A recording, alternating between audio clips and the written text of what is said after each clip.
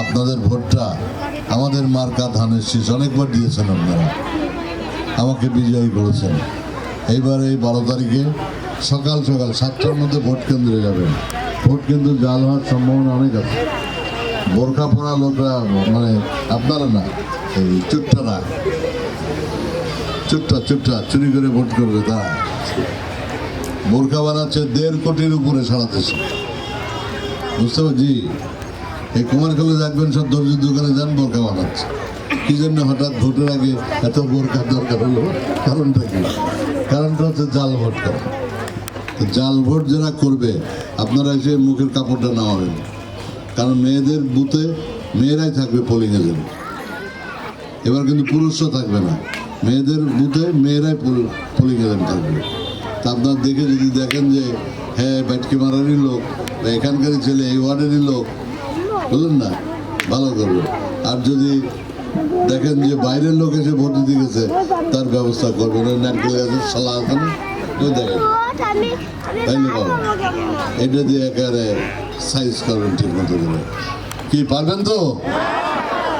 জোরে বলেন, হাত তোলেন, ইনশাল্লাহ। হে আল্লাহ, তুমি দেখে যাও, আমাদের মা বোনরাও এটা সাজা দেবে।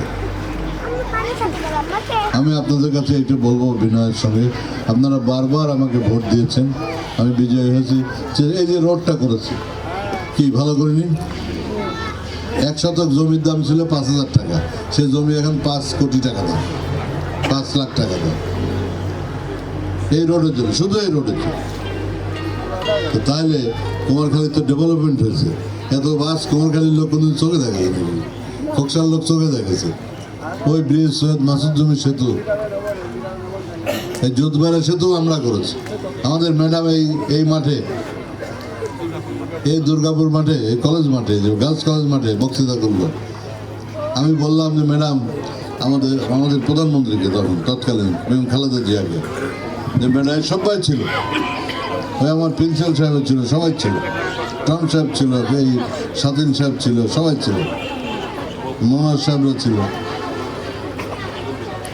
ম্যাডাম আমাদের আর একটা দেবেন, কি বলে, উনি ওই দিন সৈয়দ মাসুদ জমির সাথে ওপেন করতে আসছেন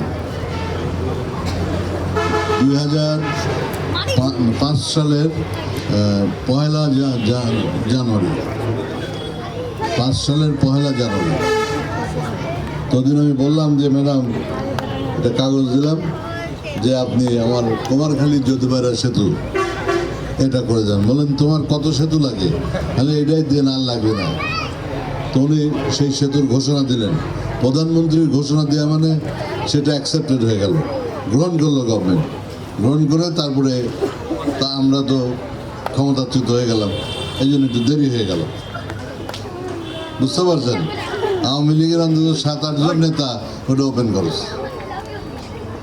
এই আজকে ওপেন করে, কালকে ওপেন করে, আরেকদিন ওপেন করে, এরকম করেছে।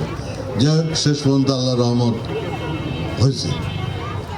এই ব্রিজ হওয়ার পরে ধরেন খুলনা থেকে যদি আপনি দিনাজপুর যান, 100 কিলোমিটার রাস্তা কম। আমরা পদ্মার উপরে এই শিলাইদহ থেকে সাদিপুর ওপারে পাবনার সঙ্গে, সাদিপুর কিন্তু আমাদের কুমারখালী, কিন্তু পাবনার ল্যান্ডের সঙ্গে, শহরের সঙ্গে।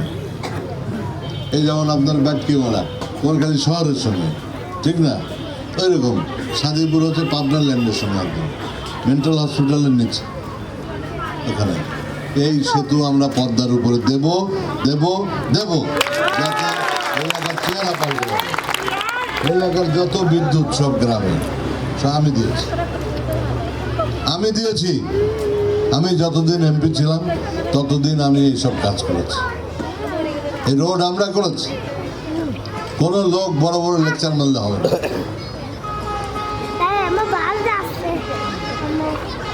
সব বড় বড় লেকচার মারে, আজগবি গল্প, যেরকম গল্প আজকে একটা দল করছে, যে বললো না, তারা বলছে তারা গ্রামে যে আমার মা বোনদের কাছে, আপনাদের কাছে যে শোয়াচ্ছে, একটা বই নিয়ে গায়ে শোয়াচ্ছে, বা বলছে এটা ধরে শপথ করেন অমুক মার্কায় ভোট দেবেন। তো মেয়েটা জিজ্ঞেস করছে কেন ভোট দেবেন? দিতে হবে।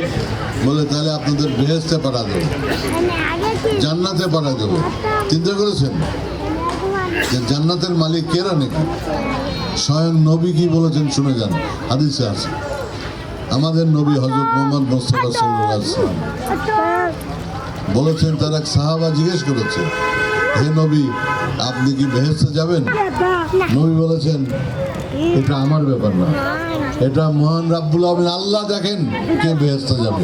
উনি বলতে পারেন, আমি বলতে পারবো না, আমি সুপারিশ করতে পারি কিন্তু আমি বলতে পারবো না অমুক বেহেশতে যাবে। তাহলে এই যারা বেহেশতে পাঠাচ্ছে যে আপনার আমার কাছে এসছে, এই ফক্কররা কারা? এই কাঠমৌলবীরা কারা? তারা হচ্ছে সমাজের শত্রু, দেশের শত্রু, জনগণের শত্রু। এরা কোরআনের সাথে বিশ্বাসঘাতকতা করছে, আল্লাহর সাথে বিশ্বাসঘাতকতা করছে, নবীর সাথে বিশ্বাসঘাতকতা করছে, ইসলাম ধর্মের সাথে বিশ্বাসঘাতকতা করছে। মা বোনরা কি বুঝতে পেরেছেন? বোঝেন নাই মনে হয়। আপনাদের আওয়াজ কমে গেছে কেন? হ্যাঁ,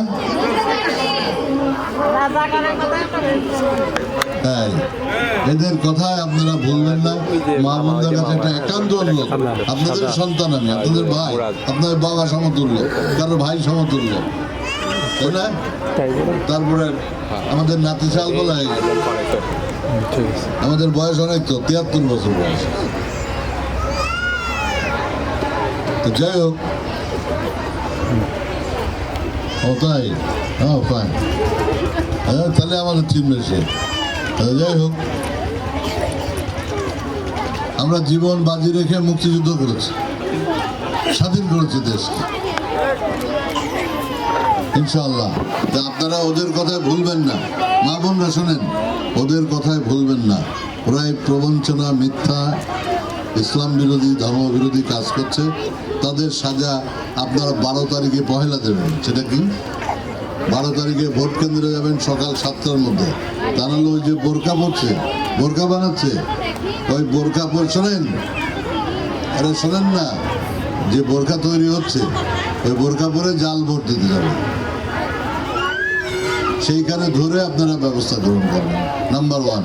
এবং 12 তারিখে আপনারা সঠিক টাইমে ভোট কেন্দ্রে যেয়ে ধানের শীষে ভোট দিয়ে ওদেরকে পয়লা হচ্ছে ধামা দিয়ে মুখ ঘুষে দেবেন। এই জালিয়াতদের মুখে চুনকালি দিয়ে দেবেন জালিয়াতের জন্য।